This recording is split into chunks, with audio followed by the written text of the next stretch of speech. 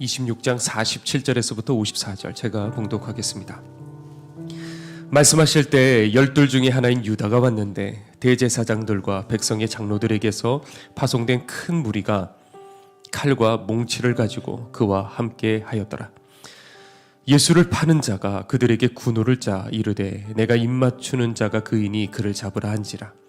곧 예수께 나와 랍비여 안녕하시옵니까 하고 입을 맞추니 예수께서 이르시되 친구여 내가 무엇을 하려고 왔는지 행하라 하신대 이에 그들이 나와 예수께 손을 대어 잡는지라. 예수와 함께 있던 자 중에 하나가 손을 펴 칼을 빼어 대제사장의 종을 쳐 그 귀를 떨어뜨리니 이에 예수께서 이르시되 내 칼을 도로 칼집에 꽂으라. 칼을 가지는 자는 다 칼로 망하느니라. 너는 내가 내 아버지께 구하여 지금 12군단 더 되는 천사를 보내시게 할 수 없는 줄로 아느냐. 내가 만일 그렇게 하면 이런 일이 있으리라 한 성경이 어떻게 이루어지겠느냐 하시더라. 아멘. 할렐루야. 자, 오늘 이 시간 주님께서 이 자리에 함께하고 계신 줄로 믿습니다. 제가 중학교 들어가자마자 덩치가 산만한 한 아이가 있었어요. 이 아이는 저 뒤에 앉아서 쉬는 시간 때마다 일어서 갖고 주위에 있는 애들을 때리고 괴롭혔어요. 쉬는 시간에 되면 그때 도시락을 미리 다 까먹고요. 아마 그런 애들 여러분들도 있었나요? 그리고 점심시간에는 젓가락 하나만 딱 들고 다니면서 나중에 고등학교 때는 다 그랬는데 얘는 강제로 애들 거를 이렇게 강압적으로 해서 이걸 뺏어 먹기 시작을 했어요. 근데 뭐 할 수가 없는 게 이 덩치가 너무 큰 거예요. 근데 오늘은 제가 쉬는 시간에 이렇게 제자리에 앉아 있는데 뒤에서 툭툭 치기 시작하는 거예요. 아, 드디어 올 게 왔다. 그리고 제가 그랬죠. 너 자꾸 애들 괴롭히는데 내가 지금까지 너 두고 봤어. 너 오늘 제대로 딱 걸렸다.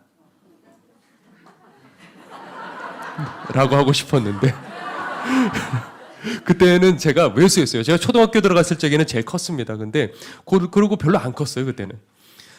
그냥 힘이 없으면요 참을 수밖에 없어요. 어쩔 수 없이 우리들은요 살면서 그렇게 살아갑니다. 자, 그런데 제가 세월이 지나면서 한 가지 깨닫게 된 사실이 있어요.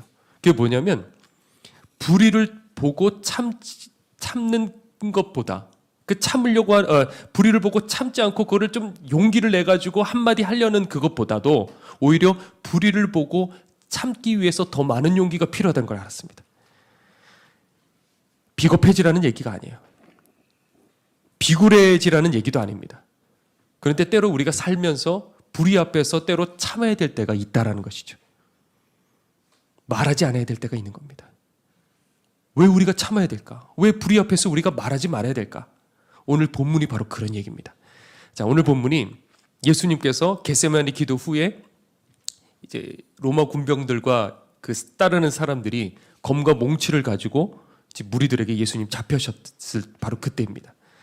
자, 그런데 그 맨 앞에 누가 있었습니까? 가룟 유다가 있었어요. 그리고 예수님께 와가지고 입을 맞춥니다. 그러니까 입 맞추는 그 사람이 예수니까 붙잡으라는 거야. 그러면서 쓴 웃음을 지으면서 뭐라고 말합니까? 랍비여 안녕하시옵니까? 이렇게 말을 해요. 그냥 콱 그냥 지워봐가지고 싶은데 인사라도 하지 말지. 그 순간에 여러분들이 만약에 곁에 있었던 제자들이었다고 한다면 어떤 마음이 들까요? 한번 상상해 보십시오. 심정이 어떨까? 동료에게 어느 날 갑자기 배신당했어요. 그 충격, 그리고 죄 없는 분이 억울하게 지금 붙들려 가고 있어요.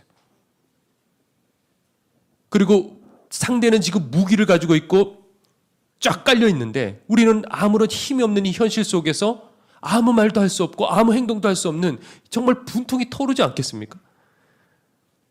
이렇게 말을 합니다. 주여 우리가 검으로 치리까? 그런데 이게 물어보기는 물어봤는데 이게 물어보려고 했던 게 아니에요. 예수님의 대답도 듣기 전에 어떻게 합니까? 그 자리에서 베드로가 칼로 내리칩니다. 그래서 대제사장의 종의 귀가 떨어지게 되죠. 자, 에베소서에 이런 말씀이 있습니다.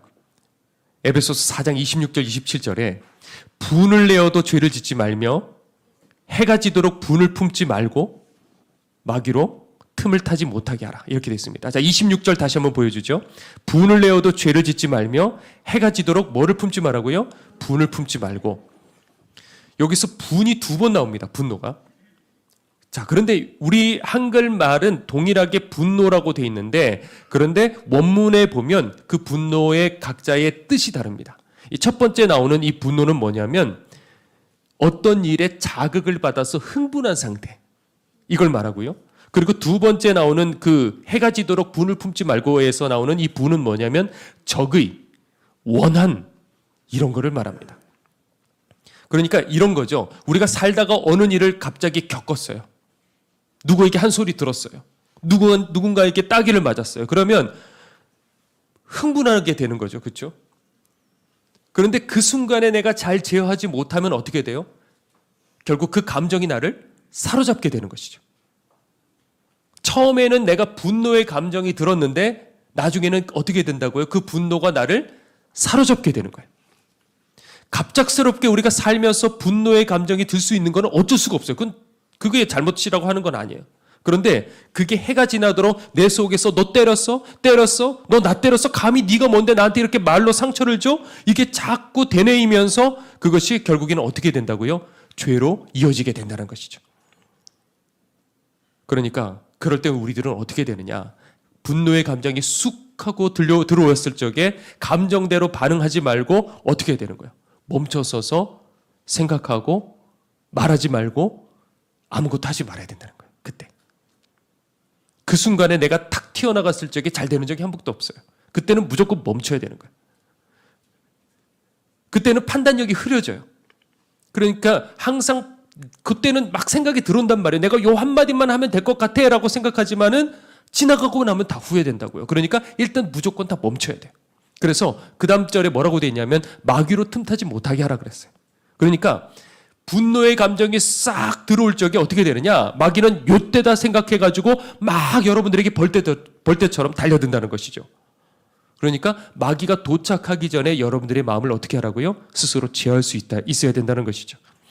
자, 분노 때문에 일을 그르치는 일들이, 그런 적들이 여러분들에게도 있었죠. 순간 올라오는 이 분을 참지를 못하고 어떤 사람은 주님과 멀어진 사람도 있어요.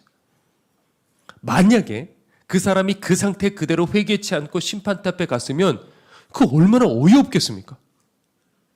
고작 별것 아닌 것 때문에, 자존심 싸움 하나 때문에 중요한 일을 그르친 적이 여러분들에게 없었습니까? 지금까지? 어느 한 교회가 둘로 갈라졌어요. 그래서 얼마나 싸웠는지 그 많던 교인들 대부분이 다 떠나고 요만큼 조금만 남았어요. 그런데도 남은 교인들은요, 끝까지 포기하지 않고 서로 그냥 물고 뜯고 싸우기 시작했어요. 근데 그 와중에 한 성도님은 끝까지 교회를 지키면서 돌아다니면서 그 교회 주변에서 전도를 했대요. 근데 전도를 했는데 그 전도받던 불신자가 이렇게 얘기하더라고요. 당신이 다니는 그 교회에 지금 싸운다고 다 소문이 퍼졌는데 제가 그걸 거기를 어떻게 가요? 그렇게 얘기를 하더래요. 얼마나 민망했을까? 그러니까 남들은 다 알아요. 남들은 다 아는데 분에 사로잡혀 있는 나는 그걸 모르는 거예요. 베드로도 칼로 지금 내리쳤어요. 칼로 내리치면 뭐예요? 그게 지금 공무집행 방해죄란 말이에요. 지금 큰 거래요, 그게 지금. 그런데 그걸 모르고 내리쳤을까요? 아니죠. 너무 이게 흥분이 되고 화가 나니까 앞뒤 분간 안 되고 그냥 내리친 거예요, 일단. 베드로는 어떻게 생각을 했냐면 그 순간에 내가 누구를, 예수님을 지켜줄 거라고 생각하고 그러고 내리쳤어요. 그러면 주님께서 야, 잘했다. 네가 날 이렇게 사랑하는구나. 그러니 내가 널 꼭 기억해 줄게. 이렇게 생각했을지도 모르겠어요. 그런데 주님께서 하신 말씀 뭐예요? 이것까지 참으라 그러시는 거예요. 이것까지 참으라. 원수의 갚음은 누구에게? 하나님께 맡겨라. 그러니까 내 생각과 주님의 생각이 다른 거예요. 지금 우리는 이성적으로 머리가 돌아가요. 그렇기 때문에 당연히, 그러나 여러분들이 그 상황이 닥쳤을 적에는 앞뒤 분간이 잘 안 되는 거예요. 이성이 마비되기 시작하는 거예요. 바로 이 말씀이 예수님께서 오른뺨을 칠 적에 왼뺨까지 돌려대라, 그 상황이에요. 자, 그러면 왼뺨을 내가 돌려대는 그 순간에 내 마음속에 어떤 생각이 들어올까요? 비굴해 보이지 않을까요? 자존심 상하지 않을까요?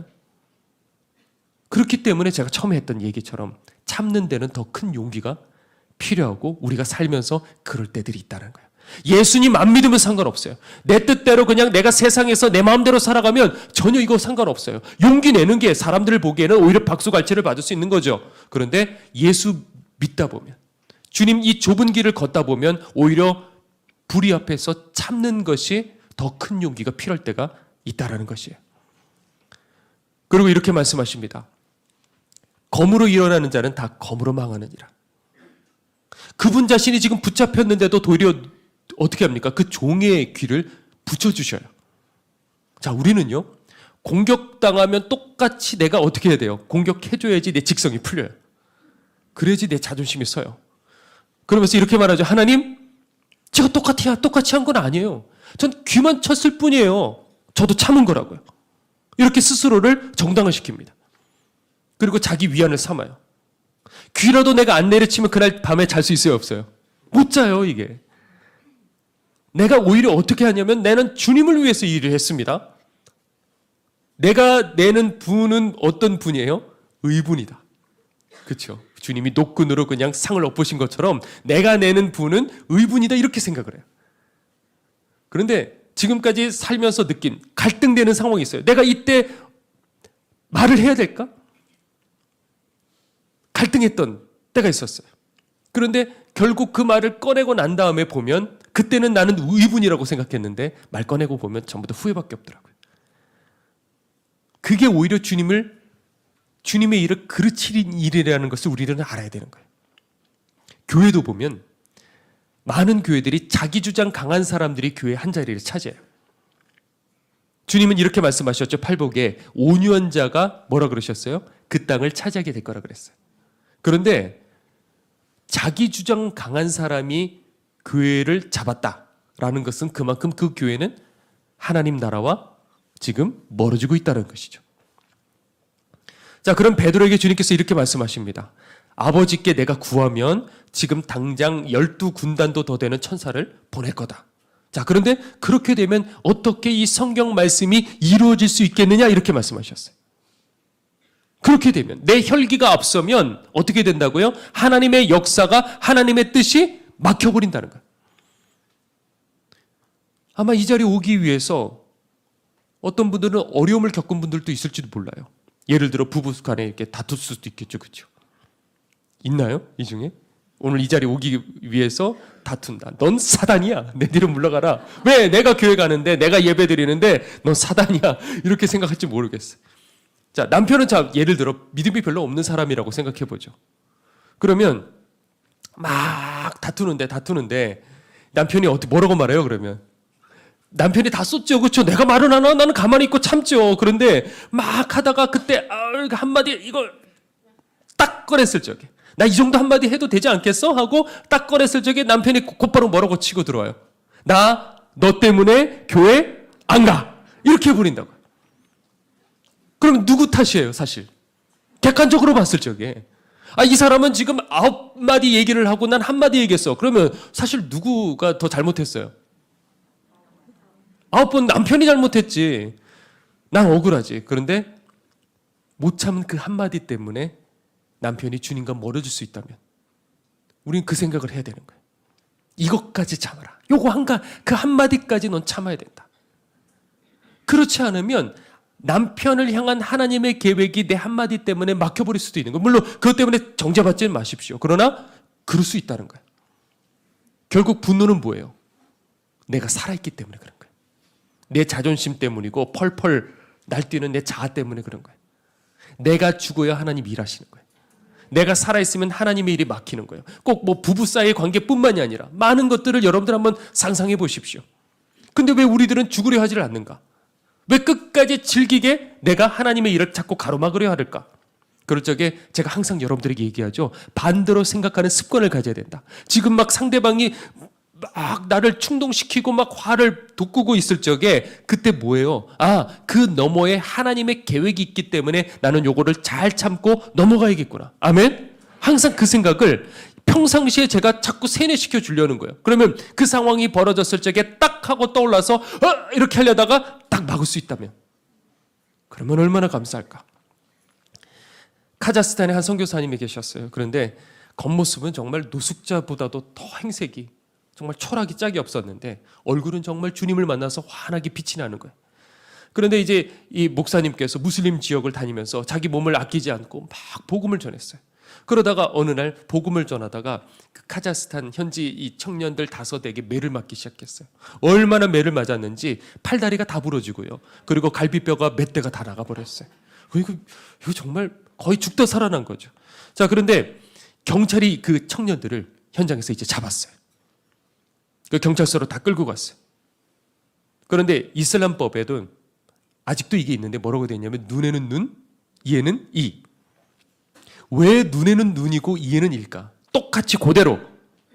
왜냐하면 내가 팔이라도 부러지면 상대방을 죽이고 싶은 게 이게 사람 마음이에요. 그러니까 상대방도 똑같이 팔만 부러뜨리는 것으로 끝내자. 이게 그 법이에요. 자, 그런데 선교사님이 경찰관에게 이렇게 얘기했대요. 저는 아무 조건 없이 저들을 용서하겠습니다. 충격을 받는 거예요. 당신들은 하위법을 가지고 있지만 저는 상위법을 가지고 있어요. 뒤집어지는 거예요. 지금 몸이 아파가지고 피투성이에 견딜 수가 없는데 어떻게 그렇게 용서를 할 수 있을까? 그러면 조서를 쓰라고. 이 문제를 가지고 아무것도 제기하지 않겠다고 사인을 하는 그 순간에 경찰서에서 성령이 불이 떨어진 거예요. 선교사님에게. 저는 기도하다가 성령 불 받았다는 분들은 들어봤는데 경찰서에서 조서 쓰다가 성령 불 받았다는 얘기는 또 처음 들었어요. 왜 그럴까? 왜냐하면 우리는 다 바래요. 성령의 충만을 바라고 부활의 영광, 그러니까 구원의 그 은혜를 바라지만은 그것은 무엇을 항상 넘어가야 돼요. 뭐예요? 그거는 십자가. 이 십자가를 넘어가야지만이 부활과 그리고 오순절이 있는 거예요. 천국에 이르는 그 좁은 길이라는 것은요, 여러분들 어디 멀리 있는 게 아니에요, 여러분들. 바로 오늘 이 자리에 오기까지 가정에서 일어난 일. 부모와 자식 간에, 시어머니와 며느리 간에, 형제 간에. 여기 작은 이 하나, 이게 여러분들 좁은 길이에요. 여러분들 속상하게 만들고 괴롭게 만들고 상처나게 만들고 하는 이것을 여러분들이 넘어서는 이것이 여러분들이 좁은 길을 걸어가는 거예요. 교회 안에서도 말 한마디 때문에 상처 주고받고 이런 일들이 참 많습니다. 왜 교회가 다 이런 모양이야? 여러분들 그렇지 않아요. 베드로도 지금 보니까 예수님을 따라가다가 보니까 이런 불의한 일을 겪었어요. 그러니까 왜 이 안에 왜 이런 불의한 일들이 있어? 그렇게 생각하지 마셔요. 그건 당연한 거예요. 그런데 그거를 우리가 견뎌야 되는데 문제는 많은 사람들이 교회를 다니면서 그런 불편함을 사실 감수하려 하질 않습니다. 이게 문제예요. 상처받으면요, 쉽게 그냥 떠나버려요.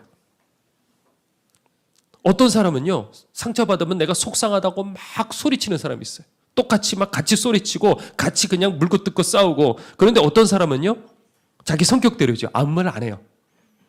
자, 여기까지는 좋아요. 근데 아무 말 안 하고 자기 갈 길을 가버리는 거예요. 결국 내 앞에 시험이 지는 거예요. 아무리 십자가 해도 내게 뭔가 부딪히면 십자가고 뭐고 그런 거 없는 거예요. 그래서 많은 교회들은 어떻게 하냐면 사람들에게 십자가를 가르치질 않아요. 실질적인 그 십자가를 가르치지 않아요. 오히려 사람 비위 맞추는데 많은 에너지를 소비합니다. 뭐 프로그램이고 시설이고 설교고 다 사람 중심. 하나님이 어떻게 보시느냐? 좁은 길을 걸어가게 만들고 그것을 단단하게 만들어서 어떤 시련과 유혹 속에서도 끝까지 좁은 길로 걸어가서 천국까지 이르게 하는 그 말씀을 전해야 되는데 오히려 사람 위로해주고 사람 비위에 맞추고 세상에 복받아라 이야기하고 자꾸 그런 것들을 전하다가 보니까 사람들은 어때요? 계속 받기만 하는 거예요. 교회 안에서. 그게 특별히 잘못된 것도 아니고 성경에 어떤 것들은 있어요, 분명히. 그런데 그런 것들만 계속해서 단 것들만 먹이다가 보니까 교회 안에 사람들은 영적 어린애들만 가득 찬 거예요. 시련 앞에 견딜 수가 없어요. 유혹 앞에 조그만 어려움만 있어도 도망쳐버려요. 그게 좁은 길일까요? 아니에요. 좁은 길이라는 것은 어디 우리가 먼 데 선교를 떠나가서 거기서 정말 죽도록 고생하고 그것도 귀해요. 그러나 좁은 길이란 그것이 아니고 내 삶 속에서, 내 현장 속에서, 내 가정 속에서, 교회 안에서 내게 일어나는 많은 일들 속에서 나를 꺾어버리는 것. 여러분들 이게 좁은 길이에요. 예전에, 지금은 안 그런데 예전에 제 딸이 초등학교 이제 들어갔을 때, 지금 중학생입니다. 그런데 벌써 인생의 비밀을 알게 된 거예요. 제가 물었어요. 이제 초등학교 들어가니까, 야, 넌 몇 살로 가고 싶니? 왜냐면 제가 그 시절에 어떤 거를 떠올렸냐면 저는 얼른 20살이 되고 싶었어요. 어른이 되고 싶었거든요. 그래서 제가 물었어요. 그랬더니 뜬금없이 얘가 뭐라 그러냐면, 아빠 난 7살로 돌아갈래 이러는 거예요. 왜 7살이야? 그랬더니 이제 학교 가면 숙제하랴 시험 치랴 이게 힘든다는 걸 이걸 다 아는 거예요, 얘가. 그러니까 이게 언제까지 유치원생 7살짜리 유치원생이 되고 싶고 다 사랑받고 관심받고 안아주고 부담 없이 지내는, 이것이 어쩌면 우리들의 마음일 수도 있겠다. 항상 10년이 지나도 20년이 지나도 세상의 마지막 때가 오고 감당할 수 없는 핍박과 고난이 닥친다 할지라도 나는 여전히 사랑받고 싶은, 위로받고 싶은 우리들은 그런 사람은 아닐까. 우리는 십자가 신앙을 배웠어요. 더 이상 우리들은 이런 기복신앙 자체에 연연하지 않는다고 이제 우리들은 머릿속은 배웠습니다. 그런데 과연 정말 그럴까? 머리는 십자가 신앙인데 내 마음은 아직까지 기복신앙이 아닐까? 왜? 뭐든 좀 잘 돼요. 주목받아요. 일이 조금 이루어지고 사람들에게 칭찬받으면 그러면 하나님께서 나와 함께 해주시는 것 같아. 그런데 뭔가 일이 잘 안 되고 누군가에게 상처받고 억울한 일들을 겪고 그러면 왠지 하나님께서도 나를 버리신 것 같이 그렇게 생각을 하는 거야. 그러니까 사람들이 예수님 앞에 박수갈채를 칠 적에, 돌릴 적에 제자들도 곁에 있다가 보니까 같이 박수 받는단 말이에요. 내가 아닌데. 그러니까 내가 뭔가 된 것 같아요. 그럴 적에 알고 보면 오히려 그 자아가 한껏 부풀어 올라 있는 거예요. 막 내가 아닌데, 내 뒤에 예수님인데. 우리가 십자가에 대해서 공부할 수 있어요. 십자가 앞에서 우리가 울 수도 있습니다. 그런데 그래도요, 십자가를 모를 수가 있어요. 얼마든지. 오히려 내가 시퍼렇게 살아서 주님을 방해하고 앉아 있을 수도 있어요. 지금 내 모습이. 내가 좋을 때만 하는 것은요, 그 사람은 가짜예요. 좋을 때는 예배도 잘 드리고 예수님 섬기는 것도 내가 기분 좋아야지 잘 섬기죠. 믿는 것도 마찬가지예요. 기분 나쁘면 말씀이고 뭐고 없어요. 그때는 아무리 말씀을 들이대서 너 이렇게 해야 돼, 성경 말씀 이렇게 돼 있어, 집어쳐, 들어가지가 않아요. 조금만 부담돼도 힘들어도 그 자리를 도망쳐서 사라져버려요. 그런데 내가 좋을 때만 하는 게 아니고 내가 힘들어도, 내가 싫어도, 좌절돼도 여전히 예배 자리에 있고 여전히 순종의 자리에 머물러 있는 그 사람이 진짜 십자가 신앙이라는 거예요. 그러니까 힘든 거 다 피하고 쉬운 길로만 가려고 하지 마십시오. 지금은 당장 좋죠? 그런데 그 길 끝에 과연 천국문이 있을까? 그게 문제라는 거죠. 여러분들, 그게 넓은 길이에요. 예수님이 만약에 그렇게 사셨다고 한다면 골고다까지 가셨을까요? 예수님은 성령 충만하시니까 막 그냥 가실 것 같아요. 오늘 종료주일인데 예수님께서도 호산나 호산나 막 할 적에 아버지여 이때를 나를 면하게 해 주시옵소서. 갈등하셨어요. 제발 하나님 이때를 면하게 하여 주시옵소서. 이 잔을 내게서 옮기시옵소서. 그렇게 했다면 과연 골고다까지 가셨을까? 그게 아니에요. 지금은 우리가 몰라요. 그런데 나중에 우리가 심판대 앞에 갔을 적에 야, 너 왜 넓은 길을 걷다가 여기까지 왔냐? 그때 가서는요, 내가 좁은 길로 해서 왔는지 넓은 길로 해가지고 왔는지 그거는 속일 수가 없는 거예요. 오늘 하루에 내가 어떻게 반응하고 내가 어느 자리에 서며 어떻게 생각하며 어떻게 순종하느냐, 그것을 통해서 지금 여러분들은 두 길 중에 한 길로 가고 있는 거예요. 예수님의 좌우편에 달려있는 그 십자가와 예수님의 십자가는 달랐어요. 성격이. 나머지 옆에 있는 두 사람들은 힘이 없어서 어쩔 수 없이 매달려 있는 거고, 그리고 예수님께서는 충분한 힘이 있었어요. 한번 생각해 보십시오. 십자가에 지금 매달려 있는데, 고통하고 있는데 내게 충분한 힘이 있고 말 한마디로 이 상황을 해결할 수 있음에도 불구하고 끝까지 참아낸다? 여러분들, 이게 진짜 견디기 힘든 거예요. 그렇죠? 양옆에 있는 십자가와 다른 거예요. 얼마든지 십자가에 내려오실 수 있었어요. 자, 그런데 그 능력 가지고 예수님 뭐 하셨냐면 붙잡으러 온 사람 귀나 붙이고 있는 거예요. 답답하게. 그리고 자기를 위해서는 아무 힘도 쓰시지 않고 끝까지 매달려 있으니까 이게 지금 우리가 보기에 답답한 거예요. 지금 이거는 그냥 2000년 전에 있었던 예수님 이야기 그냥 그렇게만 듣고 있는데 이게 막상 내 상황이 벌어졌을 적에 예수님 왜 그것만 하시냐고 답답한 거예요. 그리고 사람들은 밑에서 욕하죠. 조롱하죠. 온몸에 피가 다 쏟아질 때까지 그 물이 다 쏟아질 때까지 죽을 때까지 그 능력을 쓰지 않는 이것. 우리가 순종해서 우리가 비난을 당하고 상처를 받고 얼마든지 도망치고 나도 똑같이 한마디 할 수 있는 힘을 가지고 있어요. 그런데 그렇지 않고 참는 바로 그것. 그게 바로 십자가라는 거예요. 용서 못한 마음 때문에 스스로 이 정죄감에 시달리는 분들이 많이 있는 것 같아요. 분명히 내가 의지적으로는 용서하려고 하고 시도도 하고 그러는데 그런데 자꾸 그 사람 앞에 서면 어떻게 돼요? 가슴이 뛰기 시작하죠. 분노가 나기 시작하죠. 고개를 돌리고 싶죠. 그런데 왜 그런지 아십니까? 난 분명히 용서하려고 그러는데 그리고 심지어 내가 너를 용서한다고 시도도 했는데 분명히 그런데 그 사람 앞에 또 서게 되면 콩닥콩닥 뛰는 거야. 왜 그럴까? 나 아직 내 마음에 저 사람을 완전히 용서하지 못한 거 아닐까? 이걸로 많이 괴로워하는 거예요. 그런데 여러분들 그 왜 그러냐면 여러분들 마음에 상처가 생겨서 그런 거예요. 몸에 생긴 이 상처도 아물려면 시간이 필요해요. 그런데 마음의 상처도 마찬가지예요. 이게 마음의 상처는 보이지 않기 때문에 내가 마음에 상처가 났는지조차 모르고 그냥 있는 거예요. 그거를 찍어 누르고 왜 안 되지? 이걸 강제로 누른다고 해가지고 이게 막 그냥 회복되느냐? 그런 게 아니에요. 그러니까 스스로를 너무 정죄하지 마십시오. 어쩔 수 없는 거예요. 여러분들 몸에 길 가다가 넘어졌어요. 그러고 막 자기를 때려요. 그래요? 정죄해요? 이 못한 놈 지금 나이가 40이 넘었는데 길 가다가 넘어져? 정죄합니까? 그렇지 않잖아요. 그렇죠? 그런데 마음 갖고는 자꾸 정죄하는 거예요. 스스로를. 너 왜 그것도 용서 못해? 그것도 참지 못해? 지금 또 가슴이 콩닥콩닥 뛰잖아. 왜 미운 마음, 왜 그런 나쁜 생각들 해? 그게 정당화되다는 건 아니에요. 그런데 그걸로 자꾸 정죄하는 거예요.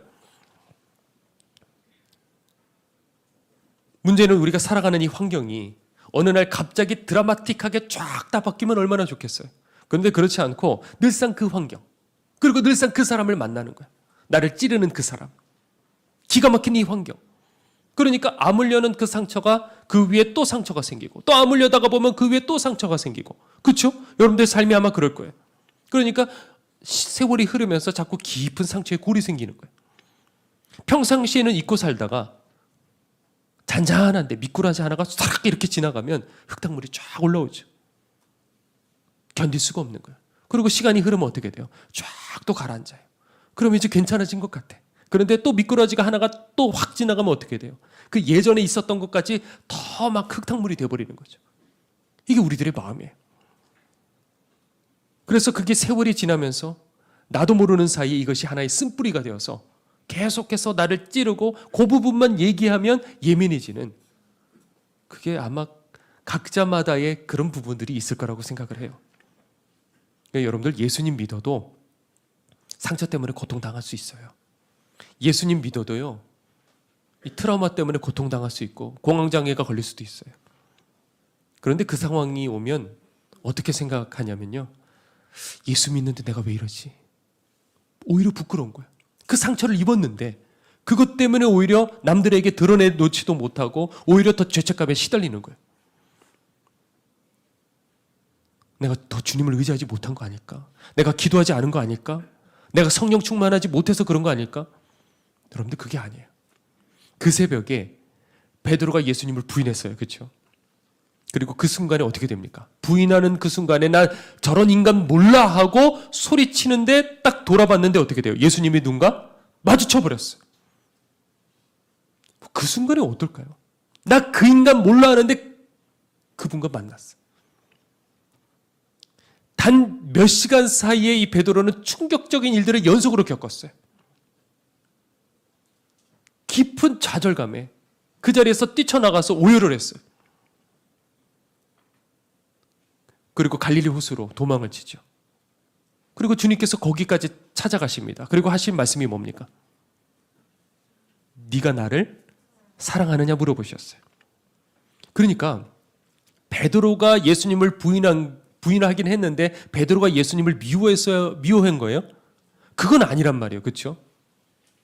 그럴 의도는 아니었는데 살려고 하다가 보니까 그렇게 돼버렸어요. 그러니까 가만히 보면 유다의 배신과 베드로의 배신은 같아요? 달라요? 다른 거예요, 사실은. 그런데 베드로는 이미 자기 스스로 자기 생각에 갇혀버렸어요. 왜? 나는 배신한 놈이다. 난 배신한 놈이야. 나 같은 건 안 돼. 난 이미 끝장났어. 이게 완전히 꽉, 왜냐하면 너무 큰 충격으로 다가왔기 때문에 이미 스스로에게 갇혀버린 거예요. 조심하셔야 돼요. 스스로에게 갇히면 안 돼요. 그럴 적에 예수님이 거기까지 찾아가셔서 뭘 하시려고 했냐? 스스로 자기 정죄에서 베드로를 끄집어내 주시려고 했던 거예요. 그러면서 하시는 말씀이 뭐냐? 네가 나를 사랑하느냐? 네가 나를 미워해서 그런 거 아니다. 네가 나 싫어서 그런 거 아니다. 네 의도적으로 그런 거 아닌 거 나도 알아. 네가 나를 사랑하냐? 그 한마디면 되는 거야. 괜찮아. 거기서 건져내시려고 그 말씀을 하신 거예요.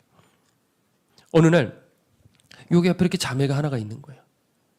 저를 보지 않고 이제 앞쪽을 보고 있는데 갑자기 주님께서 이제 저 자매의 입술에 험한 말들을 꺼낼 거라는 그런 마음을 주시더라고요. 저도 놀라서, 왜냐하면 그런 자매가 절대 아니거든요. 정말 착하고 좋은 자매인데 깜짝 놀랐는데 그러고 한 5초 지났을까요? 아무도 없는데 제가 있는 줄 모르고 혼자서 막 험한 말들을 꺼내기 시작하는 거예요. 그러니까 아무에게도 말 못한 어떤 이 상처들이 있었던 거예요. 연속되는 그런 상처들 속에서 이것이 하나의 쓴뿌리가 되어서 자기도 모르게 툭 하고 뭔가 대상을 생각하고 말한 게 아니고 툭 하고 험한 말들이 나왔던 거예요. 여러분들 이게 뭔지 이해되시나요? 대상을 생각하고 그런 게 아닌가. 그럴 때 주님께서 제게 그 마음을 주셨을 적에 어떤 마음을 주셨냐면, 야, 너 어떻게 그럴 수가 있냐? 너 내 앞에서는 신앙 좋은 것처럼 그렇게 하면서 뒤에서는 어떻게 그럴 수가 있어? 그러실 줄 알았는데 그게 아니고 이 자매를 불쌍히 여기시는 그 마음이시더라고요. 내가 다 안다. 네가 지금 입술로 그렇게 말을 하고 또 스스로를 찌르고 정죄하지만 내가 네 마음 다 안다. 괜찮아.